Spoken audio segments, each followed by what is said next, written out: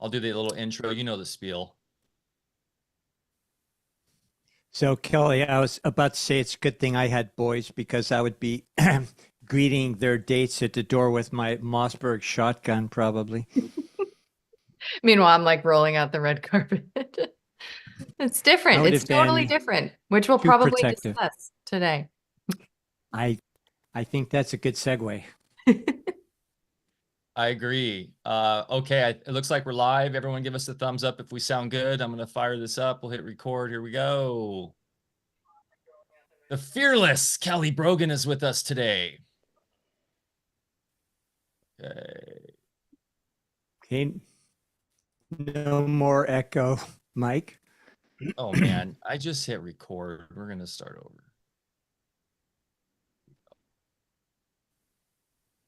Come on, Mike. And boom, we're back for another episode of Alfacast. I'm Mike Winner, and I'm here as always with the undaunted, is that a word? Dr. Bear Paul Lando, coming to you live and direct from the Or great daunted. state. I don't know which one. Hey, we're in the state of Jefferson. If you guys don't know what that is, that's just an amazing place that refuses to give in to statism or collectivism or any of those isms around the idea that government can tell us what to do. It's pretty cool. So Means leave us the F alone. yeah, as Bear was saying earlier, or just right before we hit live, we've got the Mossberg at the doorstep. And that's really the mentality here. It's like we take care of our own, we watch out for ourselves, and we're quite content living that way. And it's really a great feeling being here. And we're on this amazing river, completely surrounded by nature. What could we ask for more? It's just, we have so much gratitude for the land. And man, it's just been a wonderful early summer coming into summer. I guess we're technically still spring, but sure feels like summer now. And my garden has exploded, Bear. It's so good to have Shannon on the land here. She is crushing it. My beds have never looked this good. So I'm eating off the land again. It feels good. And I know you guys are staying super busy. We are very excited for all the crops this year and all the new products. We launched, I was going to have it in front of the camera here, our new mouth oil pulling product. Yeah, and that is crushing. I'm loving it so much, Bear. Thanks for putting that together. Pet C60 that's coming out. We have a whole new line of 0 Point Gold, and that's enough for infomercial there. We usually don't do that kind of stuff. Well, I just wanted to say thank you for doing that. And I know we have Kelly on today, Kelly Brogan, and she's used our products before. Oh, yeah. I know Huge fan. Well, I'm excited about this announcement. Yes. Well, yeah, Bear's been active, very busy in his alchemist laboratory, and we have all sorts of fun new products coming out, spagyrics and stuff like that. So we stay busy. We do things. We do one show a week, and then we're busy as hell actually creating. So, and we hope to inspire others to do the same. Speaking of that, Music and Sky, just around the corner, 2 weeks from now. Bear Lando in the house. If you want to come meet Bear, hang out with me, hang out with all the beautiful folks that Kelly knows quite well. Kelly won't make it this year. She's been in the last two, but she'll be off doing promotion for her book. And we just heard also, I don't know if I'm allowed to say in public where you're going to be, Kelly, but you're going on a fun adventure. So we're going to miss you though, Kelly, because the last 2 years we've had you there and you know how awesome it is. But I just want to say we dropped the weekend adventurer pass. So if you can only make it Saturday through Monday, 2 nights, get that on the site now. The weekend adventurer pass is live. And I will be also out in Australia hanging out with Tom Barnett, August 24th, 23rd to the 25th at the Free Living Festival. Check that out. It'll be in the show notes below. And that's all I got. Bear Lando, should we bring on Kelly? Yes, absolutely. Let's go for it. Okay, fantastic. Well, good Alfacast friend, Kelly Brogan MD, is back for another fun and insightful variation on our continuing chat theme of personal sovereignty through the emancipation from groupthink. Our last roundtable with Kelly dissected the collective psychosis and the common TCB end around through spiritual bypass. On this episode, Kelly will once again bring it with a discussion central to her new book release, Reclaimed Woman. Exciting. A special note for the AV gents. This one has everything to do with you as well as the ladies, as the much needed reinvigoration of masculinity in today's domesticated menfolk can only be fueled by authentic femininity. Kelly is a holistic psychiatrist, author of the New York Times bestselling book, A Mind of Your Own, Own Yourself, the children's book, A Time for Rain, and co-editor of the landmark textbook, Integrative Therapies for Depression. Well, we've been duped by feminism, sexual liberation, birth control, and antidepressants. She is the founder of the online healing program, Vital Mind Reset, the membership community Vital Life Project, as well as the Feminine Reclamation Project, or program, Reclaimed, which is her new endeavor, and hosts the internationally acclaimed podcast, Reclamation Radio, which is, you're about a year in doing that, Kelly? Yeah, and a half. Yeah, a year and a half. Oh, wow. Man, time flies. She completed her psychiatric training and fellowship at NYU Medical Center after graduating from Cornell University Medical College and has a BS from MIT in systems neuroscience. I think Kelly would agree that BS is the right name for that. I've never thought of that. So good. She is specialized in a root cause. When I was in school, we called the BS, MS, and PhD for bullshit, more shit, and piled high and deep. So good. It's such a softball that I've missed all these years. She is specialized in a root cause resolution approach to psychiatric syndromes and symptoms, as well as women's psychospirituality. We are told, this is a quote from Kelly, we are told that we are now free and independent women because we are no longer constrained by the trappings of our womanhood and can work, have sex, and consume just like men. While the Reclaimed Women text drives deep into the intricacies of womanhood, identity, and self-empowerment through rich narratives and thoughtful critiques, it challenges conventional notions of feminism, exploring how societal influences and expectations shape personal identity and relational dynamics. Each chapter meticulously unpacks the layers of societal conditioning, revealing the struggles women face in reclaiming their autonomy and voice. Reclaimed Woman serves not just as a critique, but as a guide for women navigating the path back to themselves. It invites a reevaluation of what it means to be empowered, urging a return to authenticity and an embrace of the unique power inherent in the feminine.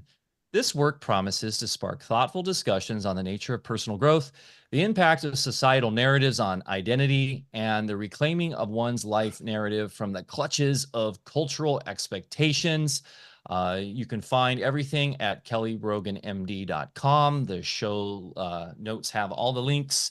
Take it away, Dr. Bear Paul Lando. Okay. Kelly, so much fun to have you back. I've been looking forward to this one.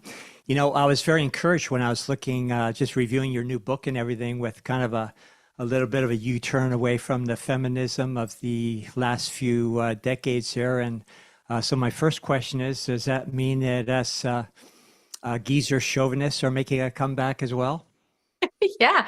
I mean, you must have a very unique perspective on this, because there is a reclamation, a return, a sort of recapturing, but there's also this like ever-present moment that we're creating that is new and novel. It's both. Yeah. And yeah, I mean, we could talk about like these stages and how even psychospiritually, metaphysically, everything is totally perfect. You know, it's designed, all the agendas, the social engineering, the psyops, somehow are serving what ultimately, at least I believe, is going to be a heretofore unexperienced version of man, woman. Oh, absolutely. Yeah. And I think we just had to go through everything we've gone through to swing the pendulum back and find a middle way. You know, Deb and I talk all the time about, you know, because we were the same age, grew up in the same small town, knew all the same people. And the one thing we always reminisce about is that we used to have fun.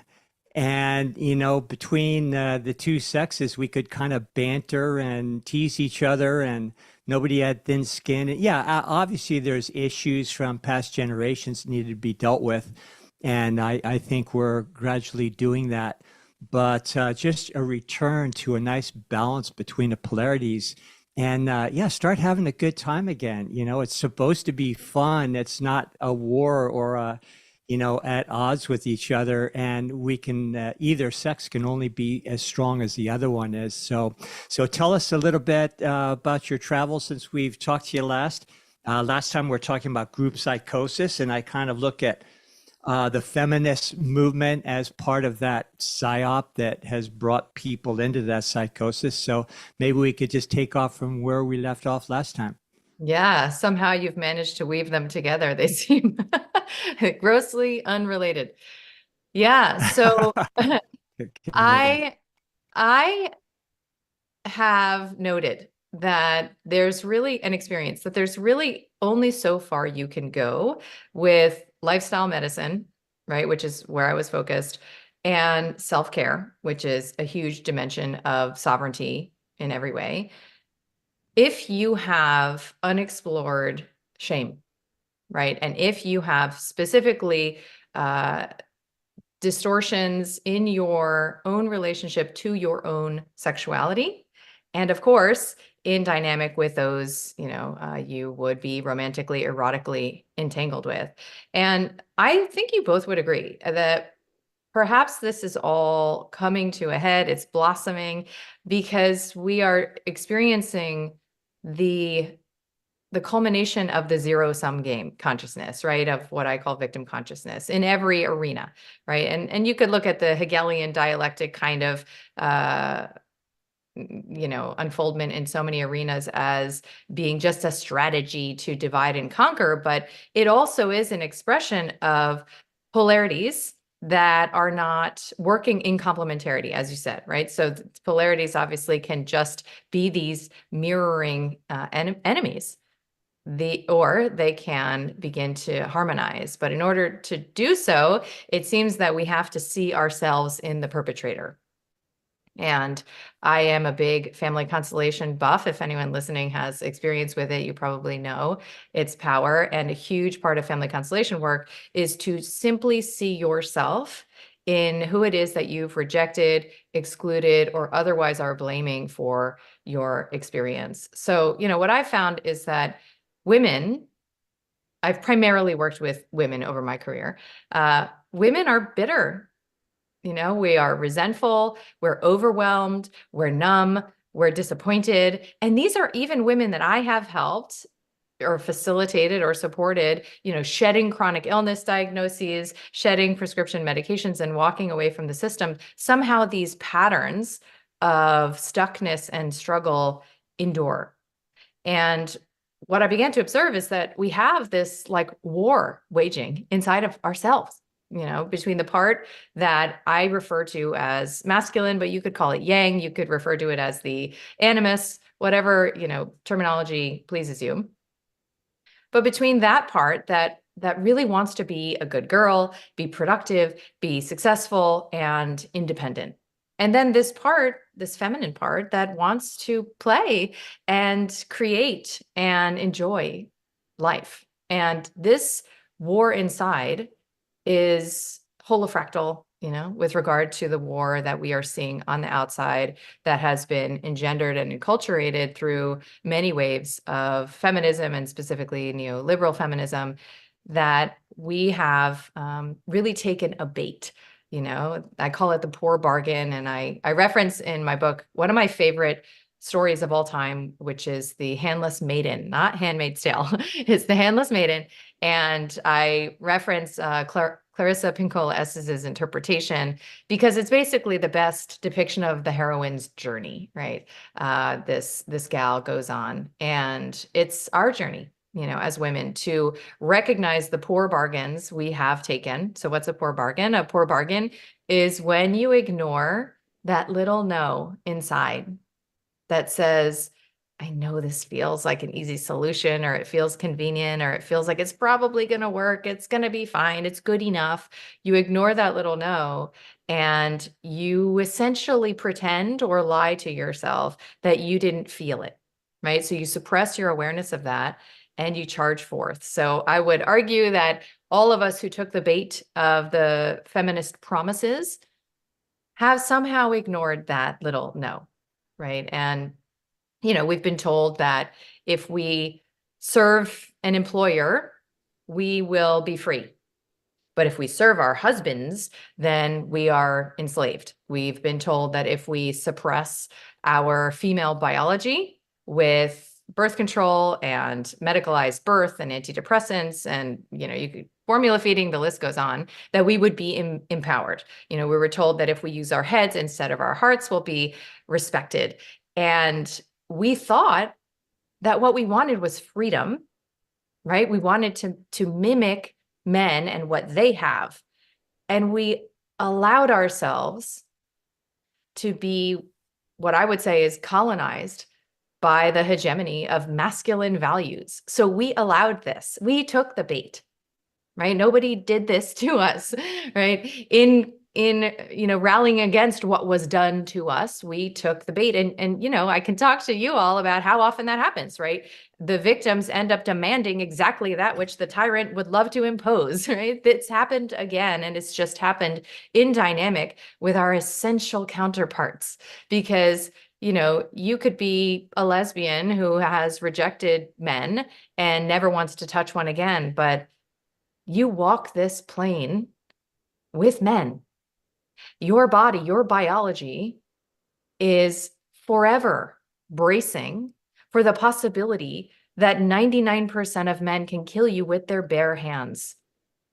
And so there's an entire armamentarium of defenses that we recruit.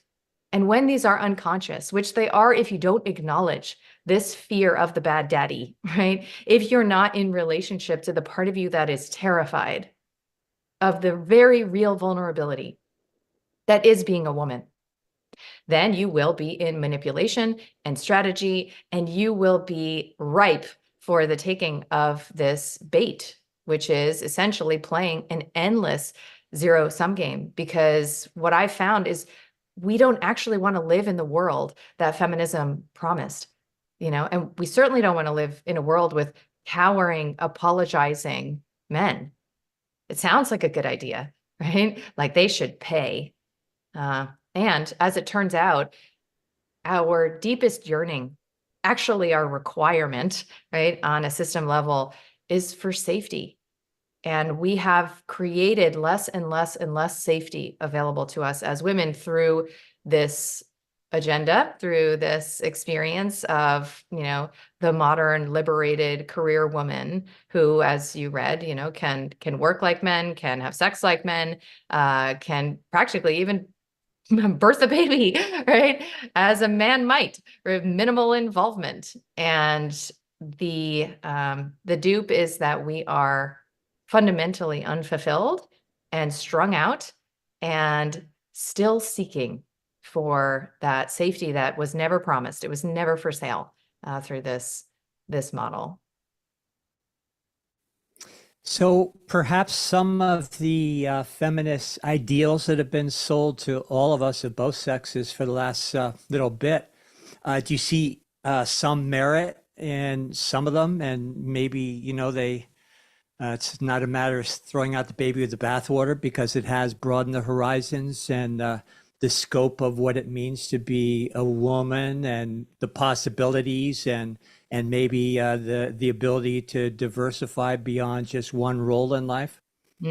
Yes. So I love that you asked this question, because the victim consciousness that I have held as an activist, it has been uncomfortably revealed to my awareness over these past couple of years, where I have been able to see the ways in which I have become, or perhaps was at risk of becoming, the monster that I was fighting.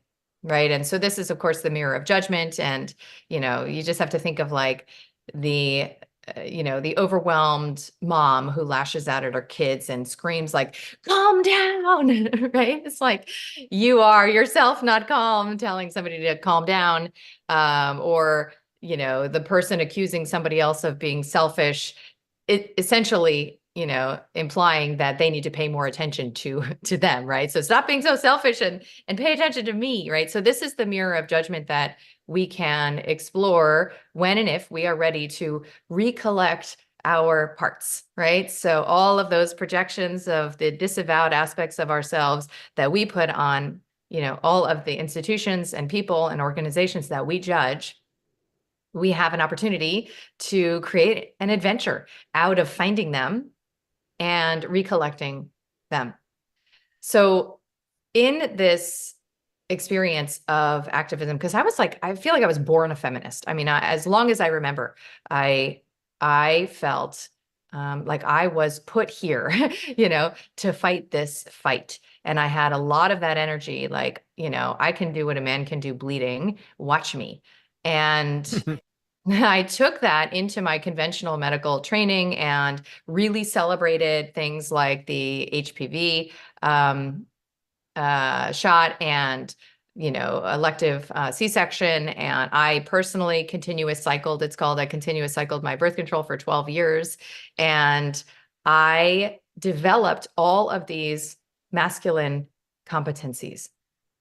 Okay, so I am in so many ways the portrait of what feminist psychology and ideology promises, because I have, midlife come to a place where I have achieved so many accolades and I have so much affirmation of my doingness as a woman, of my intellect, of my productivity, of my achievements. And, I've been a single woman the past couple of years, and it turns out I don't actually need a man. I don't, right? Or at least that is the story that I would tell myself, right? And so many women who are aligned with the celebration of not just other women, but of women's superiority would come to that conclusion, like really, and thanks to ever developing science and technology, we will need them less and less. Well, what I started to shift into was this awareness that I actually already am relying on men, whether I like it or not, right? So like I started walking around the world and looking at, oh, I don't know, anything that's built, right? Like literally any structure around me. And I started to recruit the support of, like a plumber, an electrician, and, my gardener helper is a dude and a handyman. And I started to experience this dissonance around the fact that I am recruiting the expertise and services of men, even as I'm saying I don't need them, right? And this is just like one simple example. And I had this conversation with my handyman, actually, who has helped me for many years. Amazing guy. And I said to him, so he tells me, he's like, my son is looking at like becoming a welder, right? And he's like, it pays really well, this job. I don't know anything about welding. And he said, but it's super dangerous. Like, apparently it's like a very perilous career path, right? And I was telling him how I've been in this new practice of, going out of my way to express appreciation for any old man that I encounter in the world, and to recognize when I need help, and to open myself more to receiving and appreciating that help. And so I was telling him this, and I said, I look around and I just see like how much dangerous shit you all do. Like it's really intense, because I've bought into the story that women are the ones who've been oppressed, subjugated, and otherwise abused and violated for all of human history. And when I consider it, I actually think that's been pretty well distributed across the aisles of the sexes, right? That there's like perhaps some small upper crust of men, pulling strings, but when we look at suicide rates and violence and war, and we look at all of the merciless, often thankless roles that men have played, I'm not so sure that narrative holds up for me. So anyway, I say to him, I've been noticing like how much stuff you all do. And he looked at me and he was like, we do it all for you. And, he's not always like making like deep existential statements. And I immediately teared up. And often, like when I tell the story, I can feel it in my body, like a remembrance of the contract which is that I just exist and channel God through this vessel, literally and, figuratively. And men are inspired to serve and do for me, right? And this is not just Kelly, obviously. This is women. This is the being-doing contract between men that creates what I like to refer to as a free energy technology of the dyad. Like what gets unlocked in that dyad is devotion to something bigger, right? And it makes sense out of why the hell we're here doing this thing.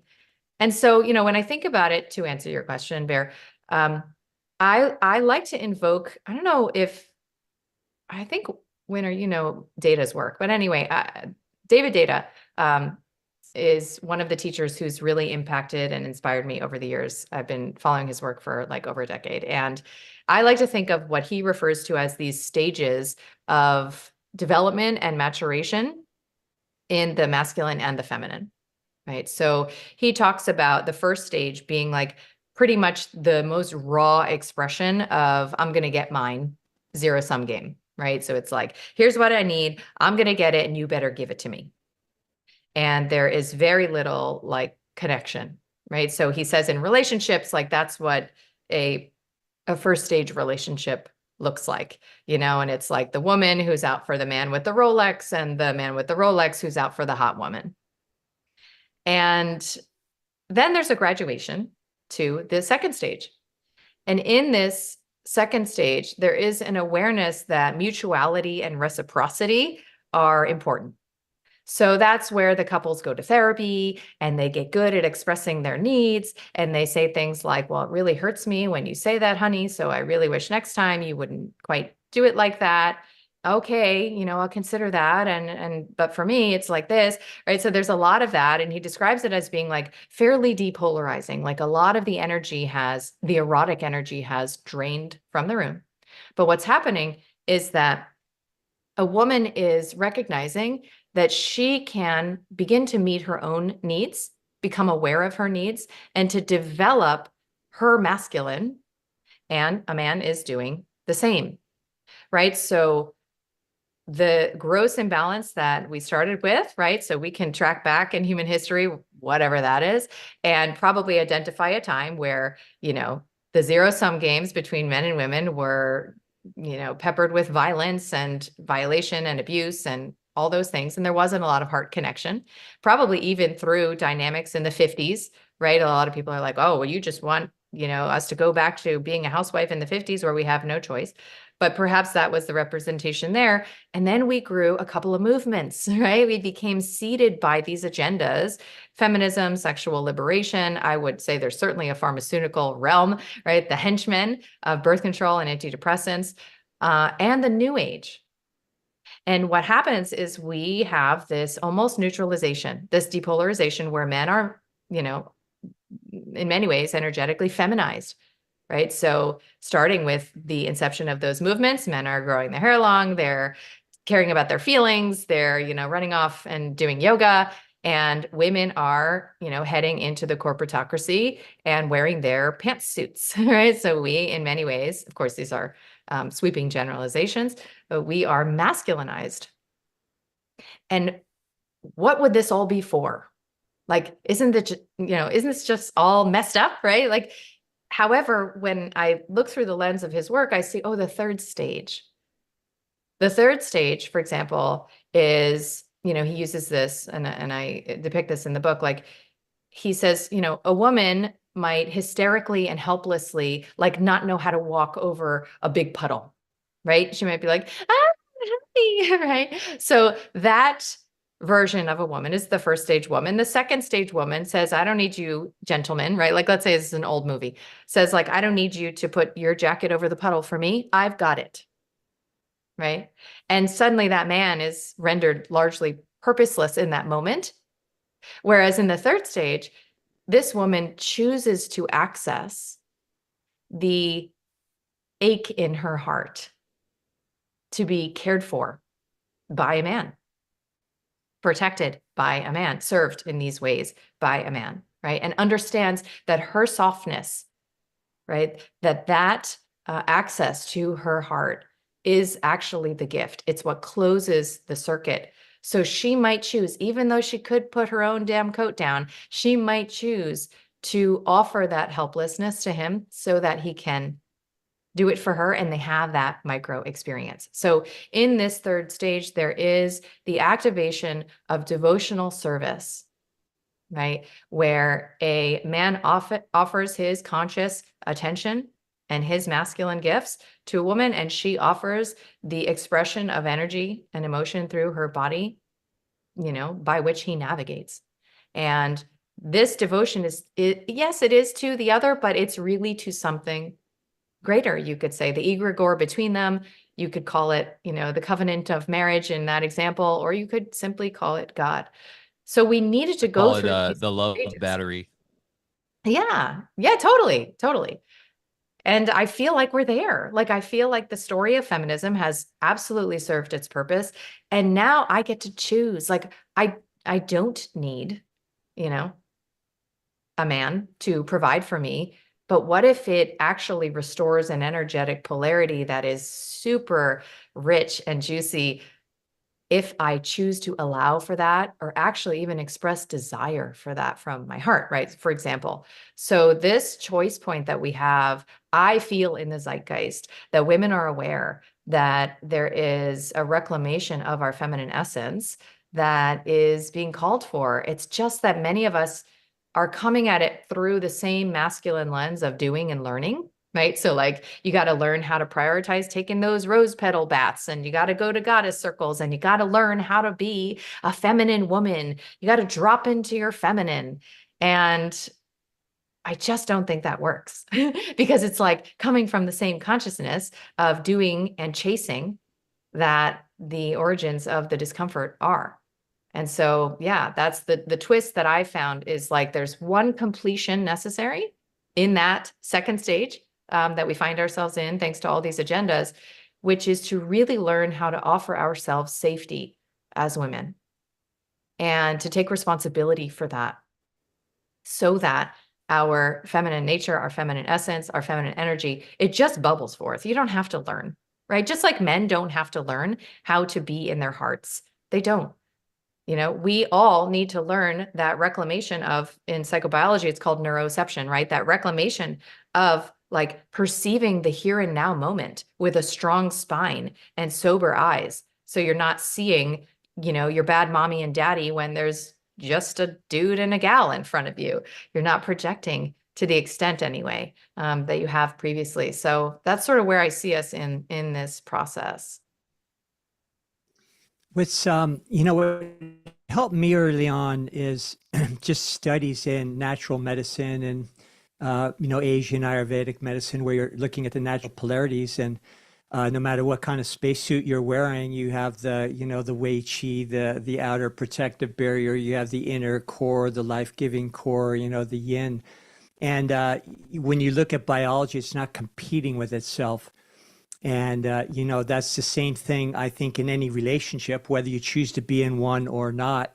And I think you said the operative word, which is need. I personally believe, in my experience, in almost a 50-year relationship, well, actually 50 years this year to the date, relationship, that the root of all evil is needs. And in our experience together, if I look at our relationship when it first started back when we were 23 years old, it was based on a lot of needs. It was wonderful, it was passionate, and all those good things that new relationships bring to the table. But then every few years, some of those needs had to die. So at that point, both partners, are called upon, like, well, what are we really in this for? Are we in to satisfy each other's needs through each other? Or are we here to support each other as far as a spiritual union? And if you can successfully navigate and support each other, not to say there's not going to be bumps along the way, when you do that, because the natural inclination is to point fingers. But when you make it through all those, little bumps in the road, you really do. It's curious, on one hand, you achieve a true union and you don't see each other as separate, but then at the same time, you perceive yourself as stronger than ever as an individualized entity. So it's kind of that dichotomy, and it's a journey for sure. And I would, when I was writing up the little intro for today, that's why I just said, hey, gentlemen, pay attention, because this is not just about women. It's about the fact that, if this doesn't happen, and as far as what you're talking about, the reclaiming of femininity, then I don't think masculinity has a prayer and a chance as well. I wonder what you would think about this, Bear, because, my primary interest and obsession actually over the past decade has been around victim consciousness, because early on in my psychiatric career, as, not that early, not when I was in the allopathic model, but I was able to see, like, this is it's the only sickness. It's the only pathology, right? Like, when I stopped believing in diseases and even these entities we call diseases, I started to see, but like, yeah, people are still really struggling. Like, what is behind that? And every time I found this disempowerment, dependency, and helplessness that stemmed from certain beliefs, programs, even legacy burdens from ancestors, right? That said it's somebody else's fault, and there's only so much control I have over the origin of my problem, which is fundamentally outside myself. Obviously, you all get that. And I started to see this in so many places, but the last place I really was able to look was in man-woman dynamic. And I'm talking romantically, but also on the meta, right? So in these ways, like, none of the feminist movements, and there's so many branches, none of them offer a path forward for the restoration of dynamics between men and women. It's, as far as I've studied, always what is to be demanded and required of the identified wrongdoer, right? And this is giving our power away. So there's a lot of reprogramming and reconditioning that has to happen. And what I found is you can have all of these methodologies and behavioral options and nonviolent communication, and you can skill up. But if you can't hold the shame, the literal, like, visceral, somatic experience of being bad and wrong, even just for a few seconds, I call it wearing the villain crown. If you can't do that in your body, which takes practice, and the first time is the fucking worst. The first time you literally feel like you're going to die. After that, it gets easier and easier and easier. However, if you can't do that, there is no ending this war. And so, like, I have found, I've come to really study the covenant of marriage. When you're twice divorced, you have some credentials about, like, how it shouldn't go. Okay. And of course, I'm not talking legally, like the bond that's traded, that kind of thing. I'm talking about the, this, pan-cultural, historically, persisting phenomena that is the contract, between a man and a woman, something you have more experience with than most people I know. And I look at simple examples of how the energy can be restored, right? Because repair, you understand a relationship through your capacity to repair, as you said. I look at simple examples and I can feel the resistance and the fear, that women have around these simple experiences of reclaiming their own power. So I've come to believe that women have extraordinary power, right? So feminists want to identify women as powerful. I am so here for that. Women have so much power in their relationships, romantically and otherwise, as mothers, that actually no one else has to be involved in developing the exact relationship that your heart longs for. No couples therapy. And not that I'm saying that don't do this. I'm just saying I've watched it without any of this. No couples therapy, not, your husband doesn't have to go to some plant medicine ceremony to discover his shadow and transform it. Like, nobody needs to understand your worldview, your spiritual perspective.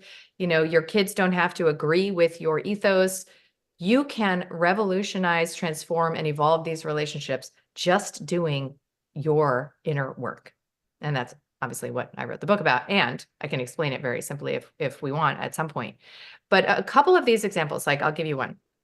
will illustrate how challenging it is and why we might imagine that it feels better to just sort of like get somebody else to fix themselves just a little bit so that we can feel better, right? But I define sovereignty, like I started thinking about this, I guess, in 2020, right? Like, what is it? What is it that I'm after? What is it with this word? And I define it as, you know, when you don't need anything else to change on the outside in order for you to access okayness, right? So if that's the foundational premise, then I'm going to take every opportunity to find my own okayness and to take responsibility when I've contributed to a field of not okayness between me and my partner, let's say. So like I had an experience recently where I was out to dinner with my girlfriend and her husband, and she like corrected him about like a book title where we were talking. It's like so not a big deal, right? Like we as women think that part of how we love is to help. A lot of people think that. Okay, so people think that often loving looks like helping. But when help is not solicited and it's not requested, it is the rescuer angle of the victim triangle, right? It's actually quite aggressive and quite shadowy and has all sorts of strings attached and covert agendas, right? So we just help. We want to just help. We're here to help make it easier. And because of all these competencies we've developed, you know, literally and intellectually, we're pretty good at helping, right? So she just kind of corrects the name of the title that he got wrong in front of me. And I could feel in my body like a clench, like a constriction. And I could almost feel his like momentary shame at being wrong about the title. And he goes, "Yeah, you're right," to her. Okay, moving on, right? No big deal. But that's a micro example of how we disrespect men, right? Including our chosen partners.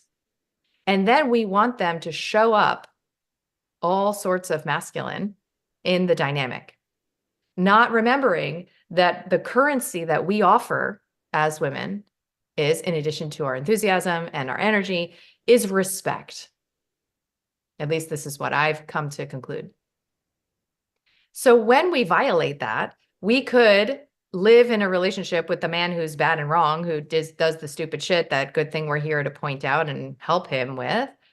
And we could even feel a little bit of like, that felt good, right? Like I know a lot of women, and I've had the experience of like really feeling important when my man comes to ask me for advice about like what he should do about a business thing or what he should do about something in life. And I'll take the bait, and because I'm a really good problem solver, I will, you know, help. But the erosion of respect is like a poison. Not just for the man. This is not altruism I'm talking about. For the woman, for what she wants. It's no longer available when she contributes in this way. So I suggested my girlfriend later, and I'm a huge fan of an author and a teacher called Laura Doyle. And she wrote a book called The Surrendered Wife. And a lot of these tenets I learned from her. So I tell my girlfriend, I'm like, listen, I don't know.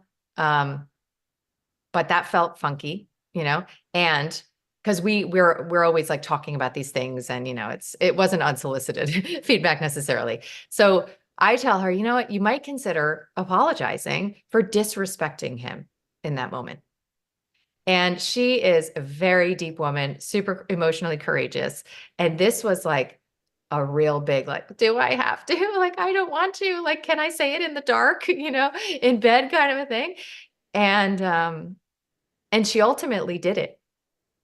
And she told me that she could feel how powerful this was, how reorganizing this simple, stupid thing that most of us, you know, as women do all day long, and it's not even considered problematic or significant, and how that it almost immediately fed forward into deeper intimacy. Right. And I mean, there's so many examples like this that I could share, that if we can hold, so she had to hold the shame of I did a bad and wrong thing, actually. Right. And to wear that villain crown that says, I'm going to just try on the possibility that I am bad and wrong. Because otherwise she can't access the corrective restoration of energy, and then she can't access the intimacy, which is actually what she wants, what she yearns for in her heart. So we get stuck and arrested in these dynamics. And I do think that respect from women to men, right? Like, how are we going to get there? We're not going to get there through feminism. It's not for sale there. That's an eggs from the hardware store situation. So how are we going to get there? Well, we can use the energy of feminism that says we are really fucking powerful. We're in control now. And we can use that energy and actually flip the script on how we're going to channel it so that we can actually get what it is that we say we want. However, it requires this momentary experience of reversing the villain victim dynamic and consciously holding the energy of the villain, right? Because villainy is like pretty out these days. Like, there's no villain anymore, right? Like, nobody says like, I'm the villain, like I'm the evil queen, right? Everyone's just a victim, all flavors of victim, because we're in this culmination, I think. So it is a practice, and it has surprising outcomes and powerful dividends. But I think without this reframe, it's like, why would I give this to him? Not that example, but like in bigger situations, like, why would I give this to him? He's the one who's fucking up. Like, he's the one who's wrong. He's the one who's not offering me safety and containment and showing up like an actual man I can respect. I'm not going to give that to him. Well, then you're never going to get what you want. So if you want that thing, let me help you. So like, that's sort of like where I found myself and why I collected all of this information that actually seems quite coherent around what I've learned with regard to victim and sovereign consciousness. And it is indeed a journey. It's why in the old Sufi philosophy, they said the fast track to finding your spiritual self was through a relationship. Yeah. And of course, that doesn't mean that you have to be in a relationship, but it does bring everything to the head very quickly. In other spiritual circles, they actually suggest, and you could actually substantiate this with a little bit of physics if you get into how waveforms create polarities, including our biology, and also account for our embodiments. And it would, in fact, show us that every other embodiment would necessarily have to be the opposite polarity. So if we step back just a little bit and look, from a real high altitude, we're all phasing in and out of the polarities anyway. So I think it's a healthy perspective, that would help us maybe resolve any issues we have in a particular embodiment, to say, well, maybe I'm working things out. I didn't work out from, being the opposite polarity the last time, and so forth. And it seems to be an endless, not endless, but a large cycle of hundreds and maybe even thousands of go-arounds, that we do with this. So, I just think it's always nice to step back and realize it's really about finding our spiritual self. Because as long as we identify with anything out here, I don't care if it's a guy with his career or a trophy wife or it's always going to be unsatisfying, and it's always going to go into those needs. So if you'd like to elaborate more just from the perspective of your book, I'd love to hear more.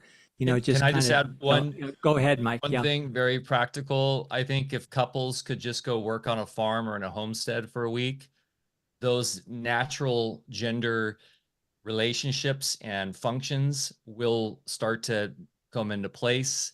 Yes. What we're really got to get back to is natural law, right? Yes. And I think a lot of people think when they hear natural law, they think that's some sort of remedy around actual, like either the legal system or, how things are supposed to function in society in terms of process. But no, this is literally the immutable laws of nature that relate to the realm, and all of us are subject to it, no matter what your ideology is, your religious background, what your perspective is on where you come from. And that's been the great psyop, is denying that through this relativistic materialism identity processing that it came out of feminism in the 70s, you know, and in Hollywood pushing it, of course. I remember at UC Santa Barbara learning about how, like, taking a film class on feminism and how Ripley in Alien is the model of the new woman, and she's taken on the aliens and all that. And it's just like, no, we got to get back to nature. And so going on a retreat and working on a farm, try that out. Get out of the modern world for a little bit, right? And it will reset. Your biology will kick in, and you'll start taking on the natural roles that are man and woman. It's the seventh principle, right? If you read, you know, go into the sort of occulted stuff of the Kybalion, I always say it wrong. It's the seventh principle of gender. It's here. There's no way of getting around it, no matter how many genders they try to say exist. It's man, it's woman. We are here, and we come into that personage due to our past lives. You cannot agree with that or not. That is the nature of how it works. I've been a woman in the past. You've been a man. We've come to experience that in this specific time, and we should enjoy it as much as we can and enjoy each other as much as we can. And wow, like, the blue hair feminists are wretched, and they are. And I love that there's memes around them now, and I think a lot of people are waking up to it. And yeah, I'm really looking forward to reading your book, Kelly. But please, yeah, expand more on sort of what you expound upon on this in your book, please, for us. Yeah. Yeah. Well, first of all, I'll say that I think, you know, I talk to Tom Cowan about this often, that having a shared, and he's a land worker, right? So like having a shared experience, a shared project, a shared intention, like with your partner, is something that's so lost through the recruitment of women to the workforce and the marketplace, right? So when we were encouraged, which of course, you know, I'm sure everybody listening knows things that some people who read my book won't, which is, you know, the Rockefeller funding of the feminist movement and the open intentions to double the taxpayer base, to industrialize, you know, children into, you know, camps called schools, and to destroy the family unit.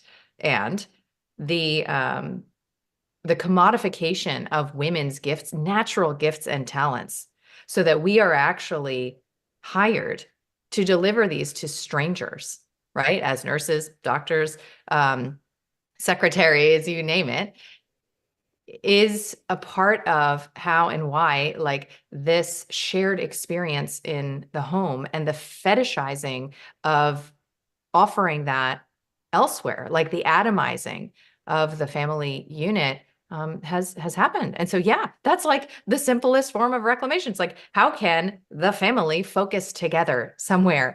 And how can we begin to connect with the fulfillment that is available when we stop gaslighting ourselves? And again, as a single mother, I have direct experience with this as a career woman.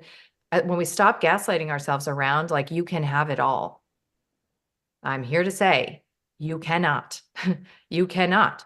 And the only reason I didn't feel the burn earlier in my career and peak workaholism, you know, like 15 or so years ago, was because, you know, my parents are very devoted to my children and they supported me. So I had that village, right? That kind of like tribal configuration where they supported the raising of my children, and their dad was extremely involved. And we had, you know, kind of inverse polarity thing going on. And I was like out in the workforce. But it has taken me until my daughter, my eldest, is like 15 years old, like practically about to leave the house, to recognize that I've actually never chosen my role as mother. And that there is like a pain that I have felt and pretended I didn't feel for a decade and a half, right? Because I told myself that I can have my mission and I can have the experience of being a mother. What I would suggest is you choose, or at least consider choosing what you've chosen. Literally just choose what you've already chosen. You chose this man as your husband, choose him. Choose your role as wife. You don't have to choose him. Thank you, feminism. You don't have to choose him, right? You chose to have a baby. You don't have to have that baby. Okay. You chose to have that baby. Choose your role as mother, because the incoherence that says, I'm going to have to choose it. I'm going to like have one foot in, one foot out so that I can feel that I'm purposeful and worthy because I'm producing and doing all these other things that I'm told are actually what are going to allow me this experience of significance that is essentially a masculine value system. And it's never going to actually fill my heart, okay, feed my soul. And it doesn't mean that you shouldn't do it. But when you establish the hierarchy of your chosen, values, you're establishing coherence where otherwise there is fragmentation. So a lot of what I have become interested in is the path to recognizing like all of these ways that we are deceiving ourselves, lying to ourselves as women, and generating this white noise. My cat is trying to walk across the computer. This white noise of struggle and disconnection. And I think, most of us would agree that disconnection is meant to have, an alarm bell attached to it. It's meant to hurt. It's meant to hurt so that we can be called back. So, what I thought was like my weird, wild journey, because I'm probably crazier than most of my patients ever were in my psychiatric practice, I discovered is extremely archetypal. So the stages that I've moved through, in my self-actualization process that is certainly still ongoing are very Jungian, right? Like they're very archetypal. And what I found is that like, there are stages that are recognizable, and we move, and of course they're in folklore, right? So that's why I tell the handmaids, the handless maiden, even I make that mistake, the handless maiden's tale throughout the book, because you can recognize yourself in this journey as a woman and almost like identify what stage you're in, knowing that it's like every minute of it is your beautiful story. But that the practices, that you can work with in these different stages are here to allow you to really be with yourself finally, to just focus your energy inward, right? Because in many like BDSM culture and in many other arenas, the dominant energy, right, the leader is attuned out. He's attuned to himself and attuned outward. Right? Whereas the follower or the submissive is attuned inward. And we've really lost that art.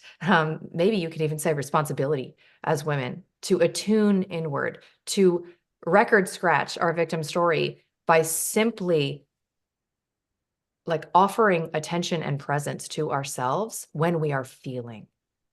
So I call that entering through the upset, right? And so I teach a couple of these practices about how to begin to mature your inner husband. I call it your self-husbanding, right? How to begin to offer yourself, Bear, as you said, in relationship. This is what you figured out. Like, guess it's up to me to meet my needs so that I'm not groveling and, resentful and bitter, and somebody else is not martyring themselves. And we're not having that codependent, covert exchange of I'm going to give to get dynamic that is a poisonous experience in romantic relationship.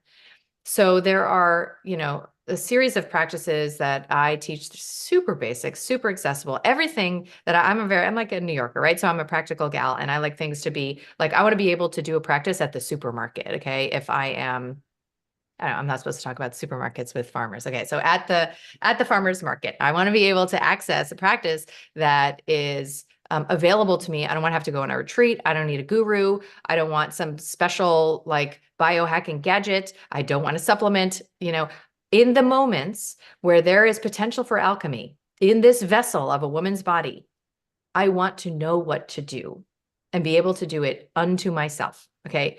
So I like to think of these opportunities as being first recognizing where it is that you are insisting something be different than it is. I call it buying eggs from the hardware store. Okay. So how do you know that you're trying to buy eggs from a hardware store in a situation in your life? Because you feel disappointment, resentment, or bitterness. Okay, they're the big cataclysmic emotional moments in life. We're going to work with the mundane first. So you feel usually one of those three things, right? So some shade of disappointment, resentment, bitterness, frustration, right? You feel that. And instead of writing the email, sending the text, right? Or mouthing off, that's my preferred approach. Instead of that, you're going to literally drop everything. You're going to go to a bathroom. You're going to sit on a couch. You're going to excuse yourself, and you are going to set a 90-second timer. You can even start with 30 seconds, honestly. It's the meta. It's that you're prioritizing and you're showing up for yourself. It's not so much the actual practice. It is that too, but it is the meta. That is the pattern disrupt that says, I'm here for me now. Right. And I like to think of this energy as like this incredible husband, right? So it's like, you can even see my body, like I'm growing my spine stronger and longer. And in that 90-second container that I'm going to set for myself, I'm going to offer this devotional energy that says like, what do you got for me, baby? Oh, I see that. Okay. I see that. I see that. And in this energy, I'm recruiting my yang, right? I'm recruiting that inner masculine. I'm offering this sacred gift of the masculine is attention. Okay, that's why I love to joke. Like I love attention. That's why I'm on social media dancing in a bikini, because I love attention. I do. I'll take it, negative, positive, everything in between. And I'm sure that'll evolve and mature over my life. But to deny that I actually want that as a woman is to deny part of my feminine essence, because the gift of the masculine is that attention. It's that vector of attunement outward. Okay, so I'm going to offer that to myself, but like really. Okay, really, really offer that attention. And I'm going to track the sensations in my body with neutral observation and presence. That's it. Okay, this is basic somatic experiencing. And what I will find is what I was never allowed to learn as a kid, which is that emotions have energetic arcs, right? So you cry as a kid and you're told, calm down, stop crying, you're gaslit and told you're okay. And you don't learn that if you just really let it rip, you might be laughing in a minute, right? You don't learn that there is an arc here. So you're going to be with yourself and you're going to watch the energy move from like a tight chest to like a clenched stomach to heat up your neck. And you're just going to watch it. No stories. So that's where having a meditation practice, having a disciplined focal point, one of the simplest meditations I encourage is actually a Steiner practice where you focus on the space between your thoughts, right? So you can practice that 15 minutes a day, and you can get real good for just 90 seconds at offering your attention uninterrupted to whatever's going on in your body. After that, often you'll get like a message that bubbles up. Often you'll get some kind of indicator of what this really is interested in offering you, right? Like, for example, I went to a dance class the other day, and normally I can go to a dance class like in a mood, and I can leave feeling like pretty ecstatic. Like it's like almost allopathic level intervention for me. Okay. For whatever reason, that didn't happen. So I went to the dance class irritable, in a mood, and I left irritable and in a mood. And I had, all sorts of stuff on the schedule. So I get home and I could easily have just like gotten on my email or computer or messages and infinite voice notes and whatever my life consists of often. And because I am dedicated to prioritizing this and that meta pattern disrupt that says, whatever, it's fine, I'm fine. That self-betrayal, okay, that self-rejection. I just sat on the couch, set my 90-second thing, and I tracked the sensations mostly in my chest. And after that window, what bubbled up was my heart hurts. Like that sentence, like my heart hurts. I don't know if I've ever like thought or even honestly said that sentence before, and it came up, and then I just started crying. I literally have no idea about what. And so I cried for a few minutes, and then I felt clear and peaceful, and I moved on with my day. Okay. Sometimes what'll come up at the end is thoughts. about the situation. This is where the practice I referenced earlier, which is I call the villain crown practice, comes in, because you can move through the portal of your complaint and your judgment, and you can meet dimensions of yourself that have creative gifts that you would have not otherwise ever met. It is so worth it. And if you don't practice what I just said about entering through the upset, you won't be able to move through the shame wall and actually even try on the possibility that who you are judging, who you are blaming and finger pointing is actually showing a part of you that has a restricted permission. Restricted permission in the body is less aliveness. It like translates to a kind of a deadness, right? So like, for example, I was on a podcast recently, like kind of like a big name podcast, and I flew out for it and all the things, and I show up, and this gentleman doesn't know my name. Like he literally asked me what my name is as I'm there for the podcast. Okay. And so I got all sorts of like, really? And of course I like made a joke out of it, sublimated it. And what I almost immediately recognized, because again, these practices, the time frame shortens over time, you know, like it just gets more immediate, was like, so I have a podcast, right? And I prepare a lot. I read the book, you know, like I think about the things, I, you know, meditate on the person. And maybe I would love to just show the fuck up to my podcast, totally unprepared, and be that gifted that I can bring out of my guest an extraordinary performance and deliver my audience a life-changing conversation, which is like literally what happened. So maybe I just wanted permission to be unprepared because I have judged unpreparedness in my life, and I've been trained to judge it and trained to expect punishment and then to even punish others for it. And so the part of me that is tasked with making sure I never appear unprepared can't do other things.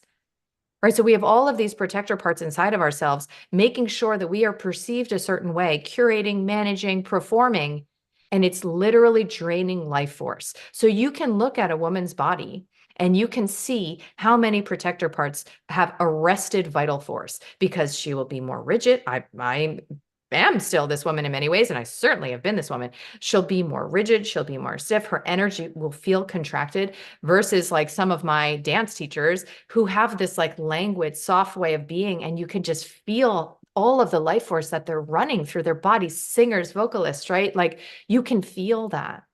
So in seeing the mirror of your condemnation of another woman, it's often women, woman on woman hate, right? You have this opportunity to meet a part of yourself. And then you also can receive and experience criticism and unsolicited negative feedback from others, ultimately with a kind of mischievous curiosity. Like it gets to this place where you're like, you know, like I'll get feedback, you know, on social media. So recently I saw a comment on one of my posts that was like, you have become so self-absorbed recently, and all you seem to do is navel gaze while the world is burning and you're doing nothing about it. Okay, so as a career activist for a decade, that stings, right? I'm so selfish and I've become so self-absorbed, and now I'm being exposed for it. And what am I actually doing to save the world? I don't even know what the fuck is going on in the world anymore. So I am not only not an authority, but I'm not even helping, right? So that's what that part that is triggering the shame alarm would be saying. Kelly, you could be exposed for this. In fact, you already are. Do something about it. Defend yourself. Right? Make that person bad and wrong for even saying that. Right? And so I'm very good at that, right? Like I'm like a born litigator, and I could easily have, you know, sliced and diced her argument and reflected, you know, all sorts of things to her. And of course I stopped very long ago. I never actually practiced that on social media, but let's say I could have taken that bait. Instead, if I am engaging the villain crown practice, I am going to consider the possibility that it's true. And just let it be true. Just for a few seconds in the privacy of my own home, right? I don't have to tell her, right? Although what's the most powerful flex is when you say, not in this context, doesn't make sense, but like when somebody gives you feedback, unsolicited feedback, and you say, I'll consider it, because you are considering it, right? If you're upset about it, you're considering it, right? So you're going to take your power back. You're going to try on the possibility. I'm just going to try on for a second. What if it's true that I am that selfish, that disconnected? I'm not serving. I've fallen off. I'm embarrassing myself, all these things. What if that's true? The only reason it would upset me is because a part of me believes that to be the case. So when you move through all of the rejection energy, right? The parts of yourself that you're rejecting, the parts of reality and others that you're rejecting, you are maturing your no, I call it. And what you get delivered is your yes. The yes, the desire underneath your complaint is delivered to you. But then the second half of the journey starts, because we are very, very ill-equipped to align with our own desire as women. Most of us as women relate to our desire. I think a woman's desire is the most powerful vector on this plane. And we have not been responsible stewards of this energy, because most of us really sort of live in this world where we don't have what we want, or we don't know what we want. I would just add that yeah. the women's desire is the masculine side. So the feeling is the feminine side, and then the desire coming out of the woman is actually their masculine power. And that is, I mean, I think of it, right, mostly when I say desire, I'm talking about like almost a biological impulse that bubbles up and says, right? Like it can be something that ranges from having to pee, and that's actually where I start, is with the reclamation of biological impulses, right? I'm thirsty, I'm cold, I'm hungry, all the things that were, you know, that we were enculturated against, triangulated against in conventional schooling, right? You got to raise your hand to pee, like that kind of stuff. All the way to these little sparkles that say like, right? Like I might pass a billboard and see a picture of two dancers on the billboard, and a little sparkle will bubble up to my attention and say, I want to dance. Like I want to take a salsa class, right? And that's what I call the little yes. And often there's a big pile of self-betrayal that falls on top. It's the big no, right? So the big no will say like, you don't know what you're doing, right? You live in Miami, everybody's Latin, they're all good at salsa. You're going to look like an idiot. You are too busy. You're going to embarrass yourself. Go when you have a partner to go with, right? So all that no that piles on top is the mirror of the perpetrating, violating, tyrannical, I would call it masculine, that says like, no, stay in your box, right? But we're doing this to ourselves. And when we don't trust that little sparkle, that little sensation, because it doesn't make sense, or it feels irrational, or maybe even shameful, we are not tapping into our God creative power. And this is like a simple reclamation in relationships, right? So like I can tell my husband, I can say, you know, we never go on vacation. We never go on vacation. We should go on vacation, right? Or I can speak from, you know, what Laura Doyle calls pure desire. And I can say, I'd love to go on vacation. And he can orient around that, solving the problem of the fact that I'm not on vacation right now. And that dynamic is part of, at least from my perspective, the natural contract. And part of what we then can learn as we align with desire is the power of our sexual energy, of our eros, our erotic energy as women, and all of the ways that through the sexual liberation movement, we have taken the bait of imagining that it is something we can dispense, you know, and that there are no consequences. So the guardianship of our own erotic energy and our own sexual access is another dimension of this. So a lot of, you know, then what I get into is like, how the hell do you live this life? You know, like, what does this actually look like? But that journey from the no, reclamation of the no, to the reclamation of the yes, I feel encompasses, you know, let's say the modern day depiction of the heroine's path. Yeah. So you said a couple things. I did say a couple off, things. When more. On one hand, if somebody maybe makes a comment and rather than be defensive, we consider it.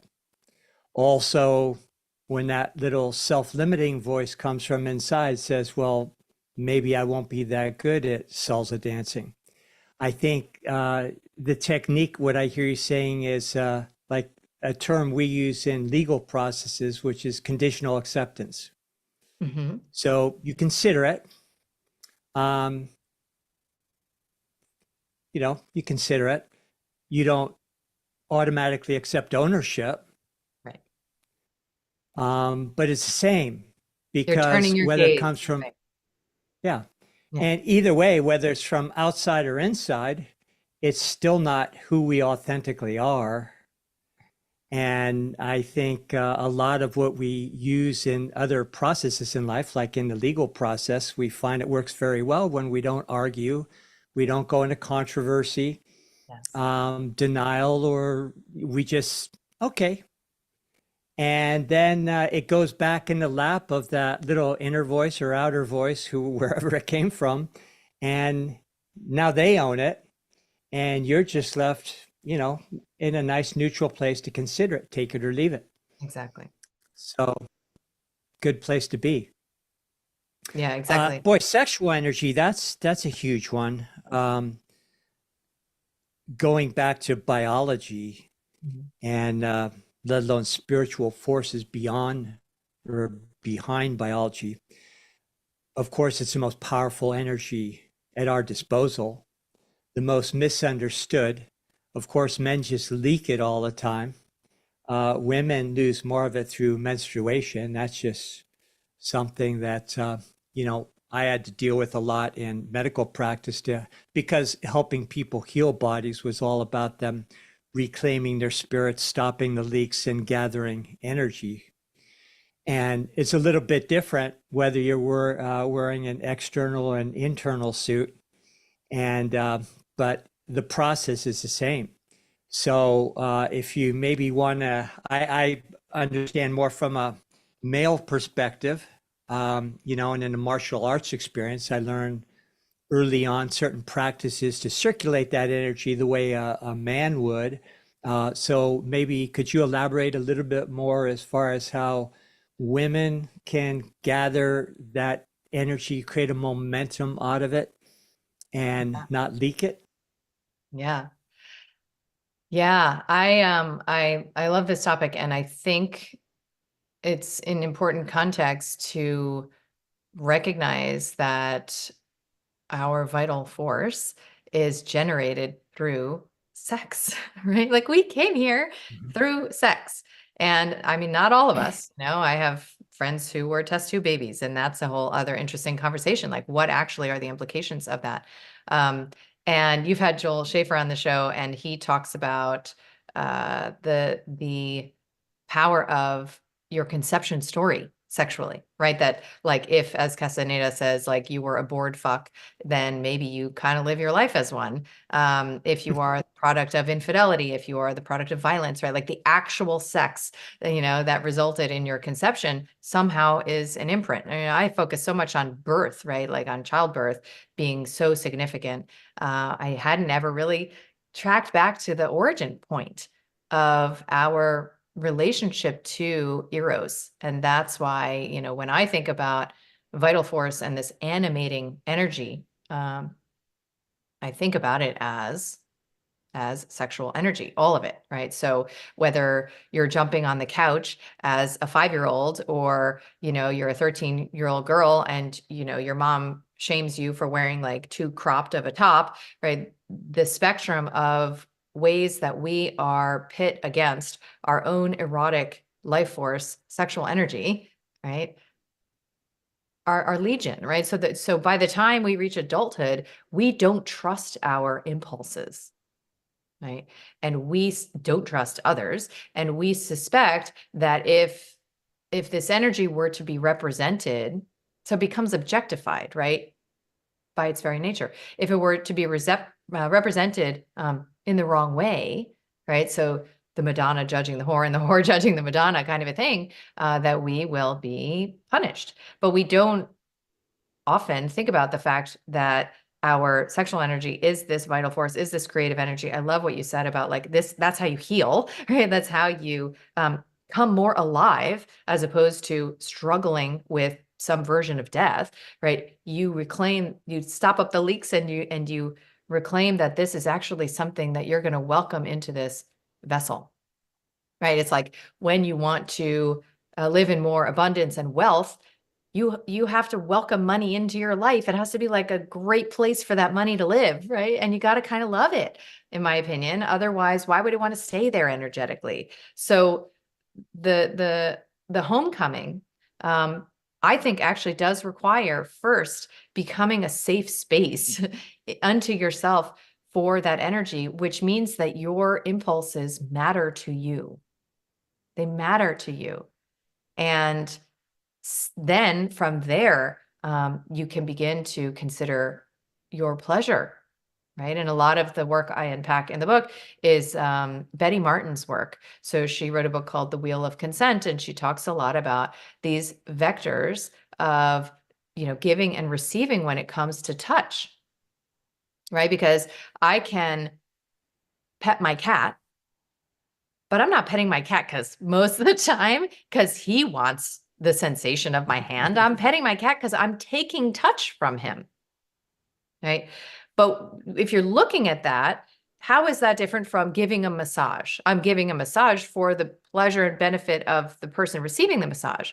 So if we don't acknowledge that we ever want to take touch, which means that we actually have to take responsibility for how we want to interact with somebody else's body, let's say, then we can't ever fully receive touch, because we're still in this smushy place of how most couples have sex, which is to imagine that their pleasure comes through their partner's pleasure, and then both people are just not in their bodies, not attuned to their own inner experience, and focused externally in that depolarized realm of like, nobody's actually getting what they want here. Like, is anybody actually even really having fun?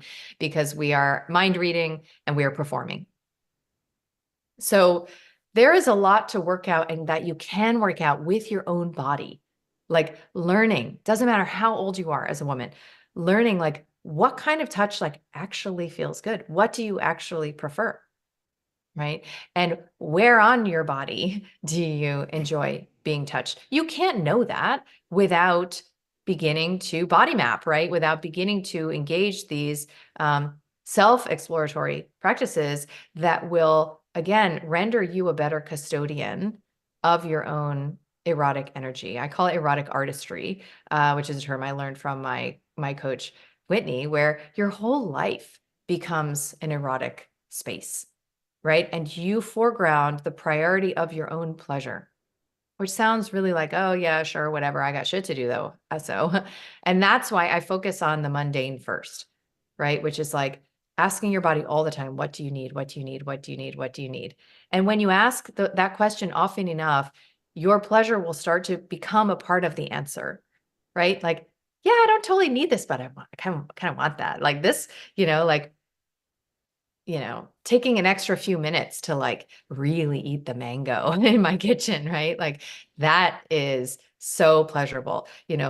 Lighting a candle for myself and eating on my fine china when I'm dining alone, like that's fun. That's pleasurable. You re-engage like all of this superfluous life force energy that becomes for the purpose of play, which is fundamentally purposeless, right? So you start to reconnect.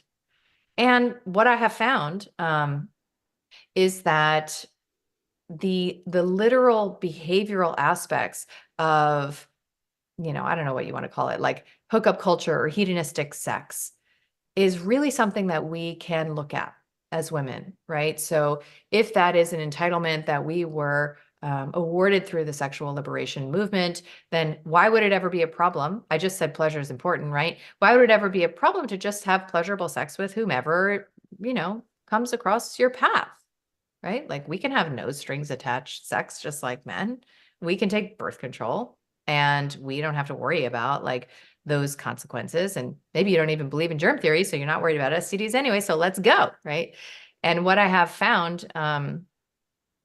is that when we don't guard access to our literal sexual portals, right? When we don't guard that access, there is something that becomes really disorganized in the collective. And again, no accidents, no mistakes. It's all good. You know, we're learning, we're figuring it out.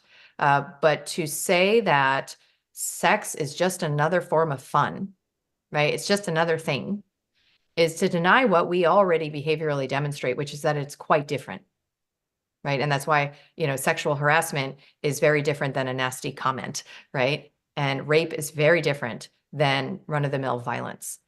So resolving this gaslight is, again, another dimension of taking responsibility for our role in these contracts, right? Because I would go so far, and others have, as to say that you could consider as a woman, just consider it, not offering sexual access to a man who does not bring you the energy of the father archetype and the provider. Okay. Why would I ever say something so antiquated and weird? Because I would argue that that's what you will subconsciously, semi-consciously, or consciously be looking for in this man. And it may be after you've already conceived, right, his child, or engaged with him relationally, emotionally, and you're going to want him to be something different than who he is. So your point, your choice point, is taking off the panties, right? Like, that's literally your choice point. And, well, hopefully. And when we choose men who are not men that we respect, so remember, circling back, like, if that is the foundational premise, and we choose men that we feel in our bones we don't respect, we are already rupturing the contract. And then we get into deeper and deeper warfare energy and dysfunctional relational dynamics. And it is very exquisitely hard to dig yourself out of that kind of marriage, that kind of relationship, when it's not impossible, when it was founded on your offering access to somebody who really wasn't, you know, your choice. It's all about aligning with your choice. And then I would say, like, interestingly, a seemingly unrelated prong of this is the mothering of sons, right? So I don't have sons. Y'all do. And what I have found is that a lot of our sort of sexual fears, right? Like our subconscious shadowy realms of immature relationship to our own sexuality as women, as mothers, gets played out against the boys that we raise. And sometimes this is called energetic castration, where these boys are put in a position as little guys to husband their mommies, right? It's called the parentified child in psychology, to hide their healthy aggression and dark erotic energy so that they can emotionally regulate their mothers.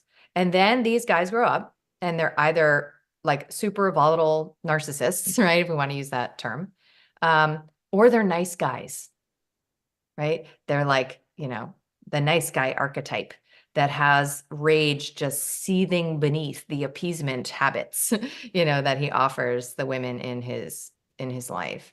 And Sort of then gamma vibes. Yeah, exactly. And then we walk around the world as women being like, where are all the good men? You know, like, we raised them this way. Like, again, I prefer to live in a world where we have control over every damn aspect of what it is that we're going to complain about.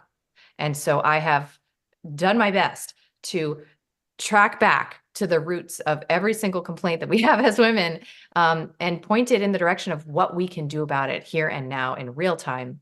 And it doesn't mean it's easy work, but it's actually quite simple. And the choice points are where I think we need support as women. Like, we need to do this together and normalize this. My first book, you know, I've had people report like medical history making like insane outcomes from doing the protocol from the book. Like the health reclamation journey is so beautiful when you have a mentor, you know, like you, Bear, and it can be a solo journey, right? It can be. I don't know that this level of reclamation is meant, I don't think it can be done this way. Like I think men are meant to heal with men and women are meant to heal with women. And if you don't have this normalized, the taking of personal responsibility, the exercising of choice, and the defragging and deprogramming of all of the ways we have been trained to give our power away through complaint and judgment, it's going to be real hard not to take the bait. So that's also why, you know, I'm a huge, huge advocate for doing this work with other like-minded and hearted women. Yeah, I really like your tech. Go ahead, Mike. Oh, you go ahead, sir.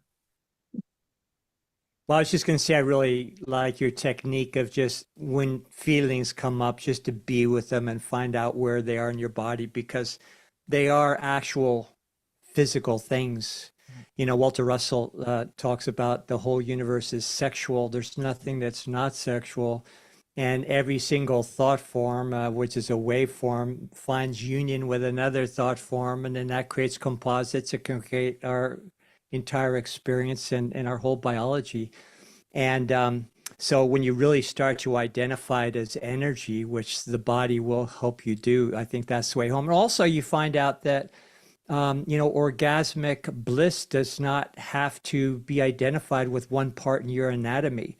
It can be found in, like you say, eating a mango. And then, you know, of course, when people really get clued into gathering and using that energy at their own, you know, will and intention and move it wherever they want, then it becomes very productive in creating anything you want in life. And also, like in the case of men, you don't have to derive pleasure at the conquest of a woman or any such thing either. And also that aggression won't be carried out to the environment, to the ecosystem, and you know the everything behind what I believe is war, conquest, ecosystem destruction has a lot of frustrated sexual energy behind it. Totally. I couldn't agree more. 100%. Yeah.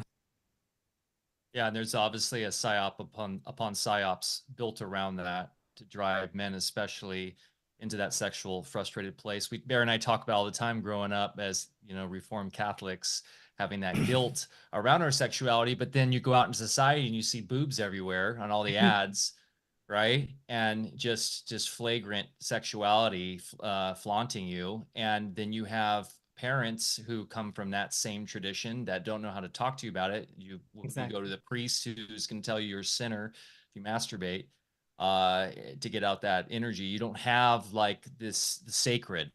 We lack the sacred in modern society. Understand that. And so I was going to ask actually, like, how have you been relating to women in your circles, and especially curious about relating to young boys? I do find it cool that there's the no FAP movement going on right now in our circles, which is, if people aren't aware of that, it's a growing awareness around the dangers of pornography, and especially for young men, and how toxic that is, and how we relate to women, especially. And just curious what your experience has been so far, as I know you've been doing a lot more women's circles and you've done your own women's like events and conferences and stuff. What's been the overall reaction you've gotten, and how's the feedback been, and also what have you learned from doing that? Yeah, and I would add just a dimension, right? Because there's the sort of enculturation of cucks, or right, these disempowered men through pornography, and so many ways that mother wounded men, which I believe we all carry these imprints, you know, would imagine life could be better without a woman, right? This kind of like red pill vibe, right? It's easier to just interact with the pleasure of it through maybe even like an AI bot eventually that gets delivered to your home. I don't even know what. And you don't have to deal with all the shit that comes with, you know, relating to a woman. And I had a guest on, she was actually at my live event and also on my podcast, named River Roaring. And she talks about something I never thought of, again, because I don't teach two men. I don't have sons, right? So it's really helpful for me to be exposed to these concepts, which is the idea of boner shame, right? So she has looked at the fact that boys are raised,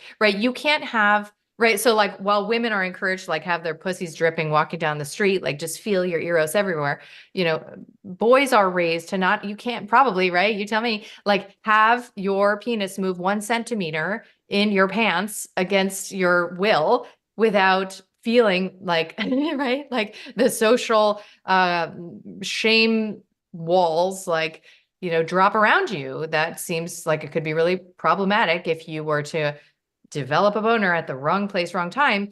But then when you're with your lover, you're supposed to have like a raging hard cock, like for as long as she needs. And what kind of a fragmented split are we encouraging? You know, it is the roots of sexual shame are universal, and you know they can often be accessed through fantasies. So I've, you know, studied a lot of people who talk about working with dreams and working with even your real-time daily fantasies to find out how your wounds and your traumas have been eroticized, and they have been eroticized so that you can be and feel attracted to what was otherwise pain, what is otherwise living in your body as a no. And you can bring that yes to it. It's still polarity dynamics. So when you consciously interact with that, which is often done through conscious kink or, you know, the BDSM realm or just your own work with yourself, when you consciously, you know, accept that this is going on, this taboo has this energy. And again, this can be literally erotic, or it can be like whatever it is that you reject that has that taboo. You are in the erotic caress of the enemy. You know, like if you ever think of how in advertising they say like people don't read the no, right? So if you say like you will never have fatigue again, like what people consciously or subconsciously rather perceive as like fatigue, right? So it's the same in the psyche, right? Where what it is that you're rejecting, what it is that you're saying shouldn't be there, has your eros locked up in there, right? So when you explore the nature of your fantasies, you will find a road home to some of your biggest injuries. And you'll be able to bring a yes to that once you bring curiosity. I mean, it can really be that simple. So to And I answer your would say question, that's the yeah, power too, Kelly, of having that dynamic partnership where yeah, you can, because I think a lot of it's driven by shame, of course, totally. and to have somebody you can trust with brutal honesty, that is the most intimate thing you can ever do. Yeah, Be I brutally agree. honest about maybe sexual issues in your past or traumas that have turned into kinky stuff or whatever, and to be able to just lay that all out to someone that you can truly trust, that is a powerful force and a powerful way to heal. And Totally. So you unfortunately, a lot of created, people yeah, don't have that. yeah, yeah. You create a container, you create, you know, consent and agreements, and you get creative. Because that energy of shame wants to transform into creativity. It's what almost always happens with that kind of energy. You know, I remember just a quick story is, you know, one of the, I guess, more provocative like pole dance videos that I chose to post. This was some time ago now, probably a year or so ago. There was like a deluge of constructive feedback that I received. Okay. And it was like real cutting. Almost like in the astroturfing days of my like, you know, anti-pharma stuff. It like felt like somebody had just like paid off, you know, some really refined bot or like recruited 10,000 of her best friends to like come on my pitch. Okay. So I had this experience of doing all the things I mentioned, right? Okay. And then what came from and through that was the desire to make like kind of a like a riff, like a comedic riff video of like what it would look like if a woman who was me, like playing and pleasuring herself in this way, listened to what everybody said she should do. Right. So in this like silly video I made, like, you know, she's taking notes and she's doing the thing, putting her hair up, dressing in a burqa, you know, which I happen to have at home. And, you know, ultimately sitting at her laptop with her white coat on with duct tape on her mouth. Right. And that was so fun. Like it was so enjoyable to create that.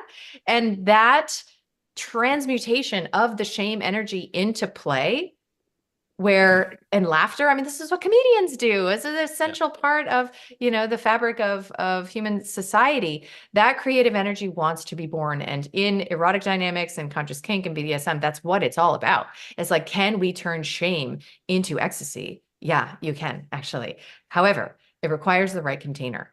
And to circle back around to your question about like, what have I experienced with other women in these communities I've created and in-person events? Interestingly, is the marriage of safety and creation, right? The marriage of safety and play is it is the case, as far as I can tell, that when women come together, we confer what is called containment, right? We confer co-regulation that feels like the safety we might imagine might only ever be available through like a dominant, well-regulated man. It turns out, you know, this is why women go to the bathroom together at the club at night, right? So we can offer this in groups to each other. And what we can also offer each other is a permission field expansion, which is also something, you know, you referred to, you can access in those erotic containers when you have more permission through a woman that you offer approval to. You just choose to offer her approval, right? What you suddenly have more permission to be that kind of woman, maybe a little bit, right? So I've had so many women, in fact, I put them all on stage in my, you know, live event, Audacious Embodiment. I've had so many women that I would have previously judged for various reasons who became huge expanders for me. And all it took was like, honestly, a few minutes in their presence for me to now be able to kind of just try on that flavor of woman.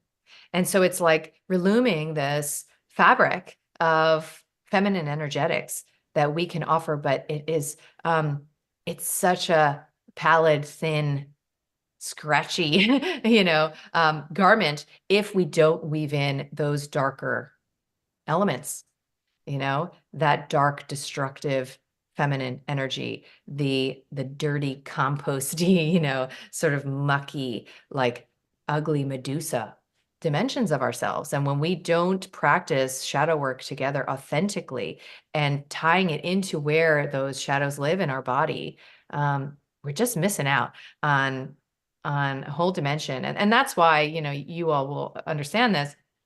I found in the feminine embodiment space, there's almost no one, like River Roaring I mentioned is one example, but there's almost no one who gets like a reunion with the body, a truce with the body, you know, how victim consciousness shows up through our fears of, you know, germs and cancer mutations, right? Like for whatever reason, this radical embrace of the vessel has not translated into like health awareness, right?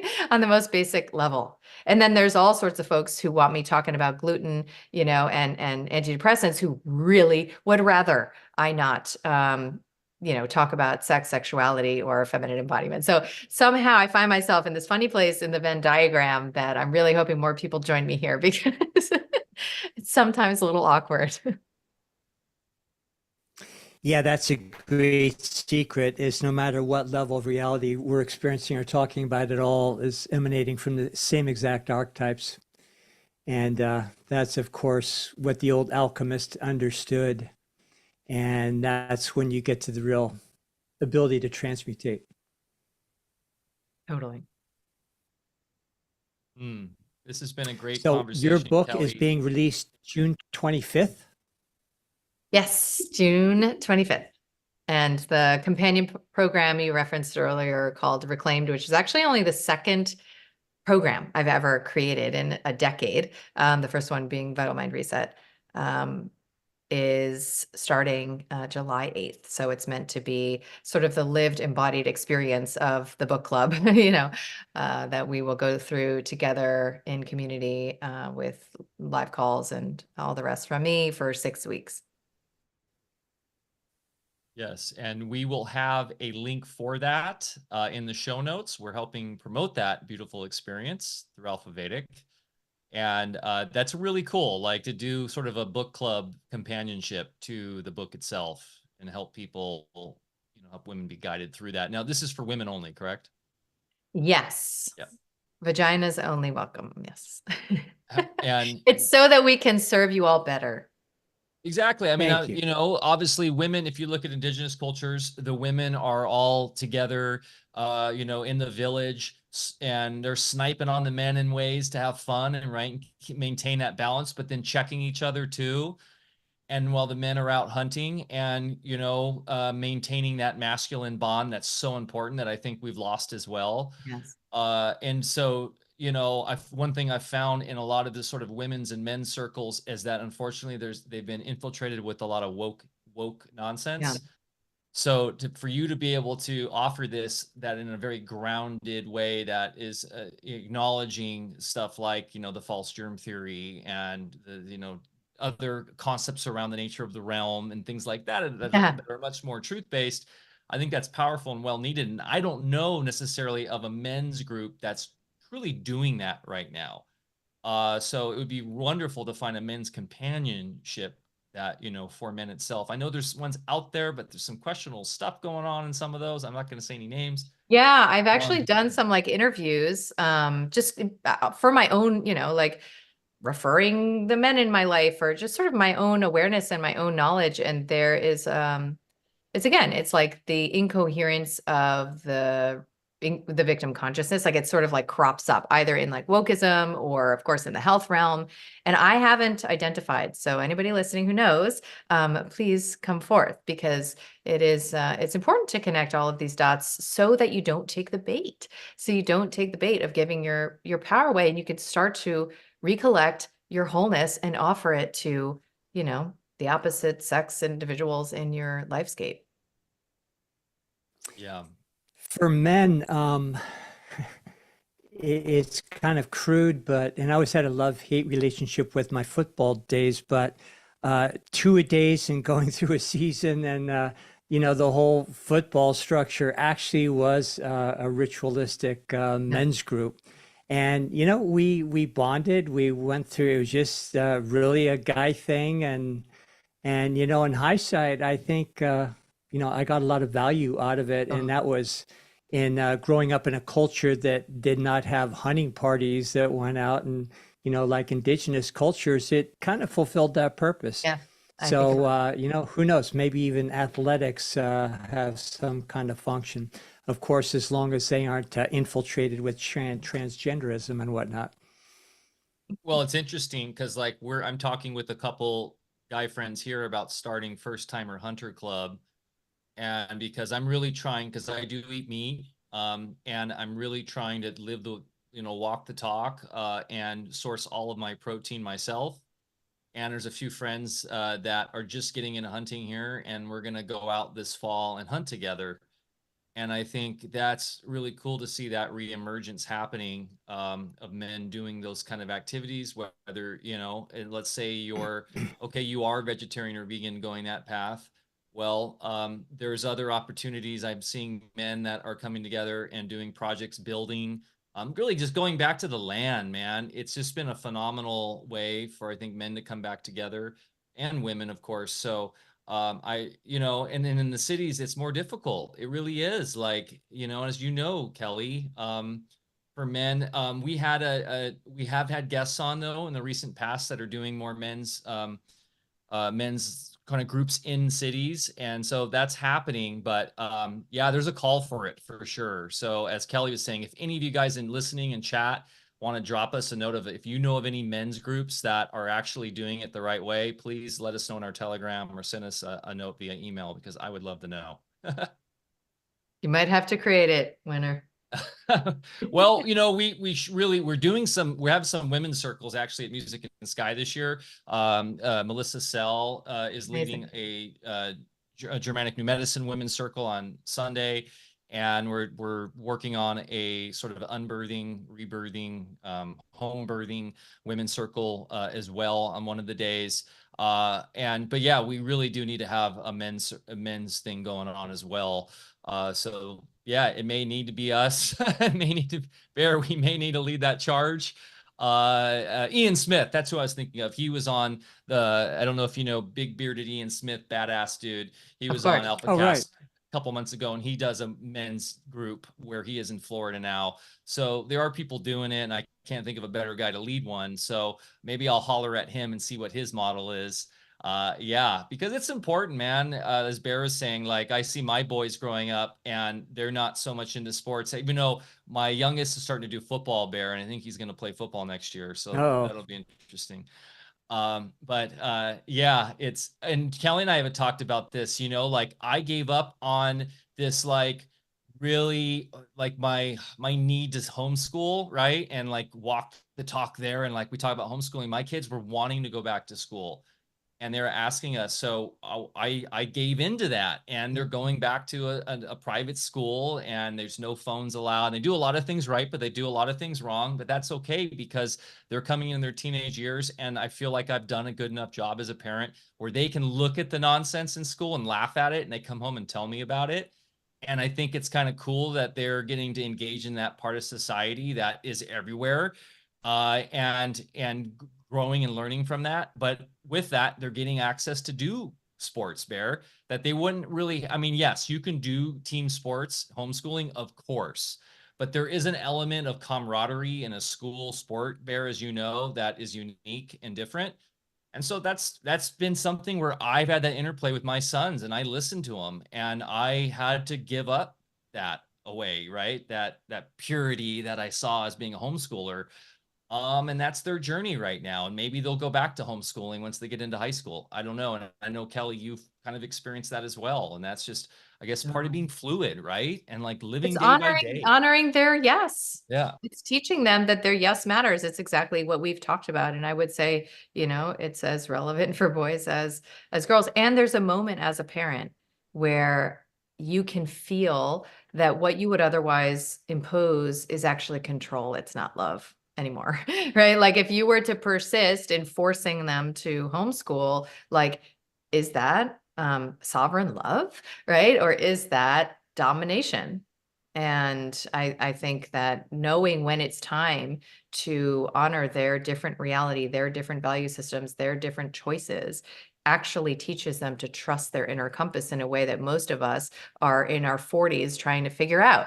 So how about we interrupt that cycle in ways that might be uncomfortable for us, but we can handle it because we know how to hold our emotions, don't we? So yeah, it comes down to that. yeah. I had an easier time raising my kids in Hawaii because it was just a surf culture, and they had their surfing posse, and they were out surfing every day. And when my oldest boy was sophomore year, he said, "Hey, Dad, can I go to school?" And I said, "Sure." And so he went 1 year to this private boarding school, although he stayed at home, but it was close on the island where we lived, was Seabury Hall. So he went there and he said, "Dad, we learned this stuff a long time ago," but he, had his school experience. And after the year, he dropped out and went back to just surfing full time. So, yeah, I totally get that. And we didn't want to be, "Oh, no, you can't do it. You're a homeschooler." And it just worked itself out. So yeah, you got to be fluid with that stuff for sure. And there's a lot of virtue signaling going on in the world that we inhabit, with homeschooling, homesteading, and it's, you got to get your ego out of it no matter what you're doing. Yeah, there's a lot of purity spiraling in the truther world too, which we see like getting crazy. You can't post anything anymore without somebody having a criticism about it because they're more truthful. They're more awake than you. And that in a way has become an inversion and become the new social justice warrior. Yeah. And it's like, and that's what I really love about you, Kelly, so much, is that you live your truth. You're not playing into any truther role or, like following a script. You're just doing you. And, the pole dancing is a great example of that. So I really respect you for that.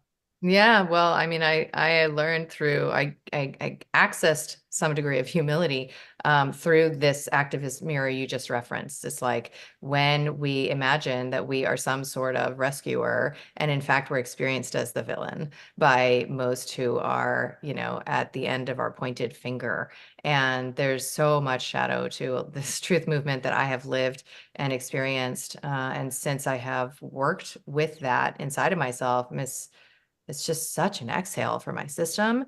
But it required that I move through like the identity diffusion of like no longer being the authority, and no longer accessing my significance through my righteousness.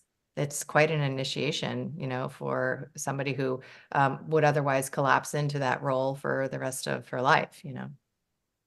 Yeah. And as my coaches used to say all the time, that's why we play the game. And here we all Yes. are. Amen. Wonderful, Kelly, Kelly. this has Well, been phenomenal reconnecting. Thank you so much for being with us. Michael, go ahead. yeah, sorry, we got that satellite delay there. Yeah, Kelly, thanks so much. We're really gonna miss you at Music and Sky this year. I know, and Bear's gonna be there. Finally, he couldn't make it last year because of the I'll fires. believe that when I see it. Me too. Right. You're forgiven if you don't make it. Don't say that, Kelly. Many lashings with a wet noodle. No, we're bummed. We're gonna miss you there, but you know, we'll connect in person again. I've had the pleasure of hanging out with you multiple times. It's always a blast. And yeah, thanks again for everything. We will do our best to get the word out for your new book. How so people can get that? Oh, that's gonna be like everywhere on Amazon and all the things, right? Yeah, I had We'll, one single publisher who didn't say no. One. So yeah. yeah, I'm with Skyhorse, and it's through the usual channels, and yeah, it's a bit hot to handle, so enter at your own risk. Well, we'll add it to the book list. If you guys go to alfavedic.com/book list, we'll have it up on there for you guys to grab. And yeah, really appreciate you, Kelly. Any final things, any remarks, comments for our community before we sign off today? No, I love your community. I love your community so much, and I love you both. And it just always feels like such a homecoming to reconnect and to feel received in all of my kind of weird and wild ideas. So thank you deeply. Thank you. Oh, our pleasure, always.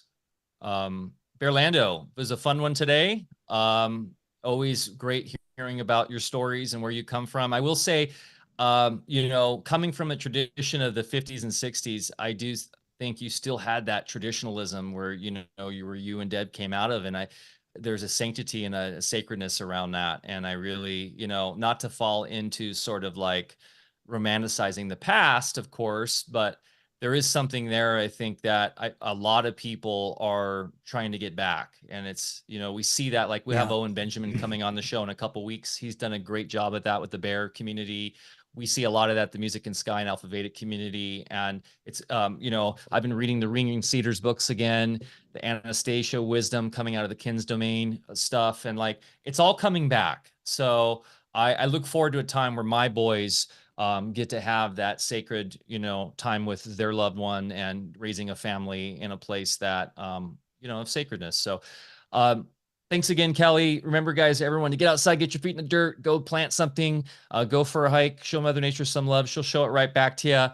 And we'll see you next Thursday, same time. We got Brandon Joe Williams coming on. That'll be a fun one. And going back into law stuff, and then Music and Sky. We'll be taking the next week off. So we'll see you there in Mendocino. Love you guys. Have a good one. Peace. Thanks, Kelly. Love you.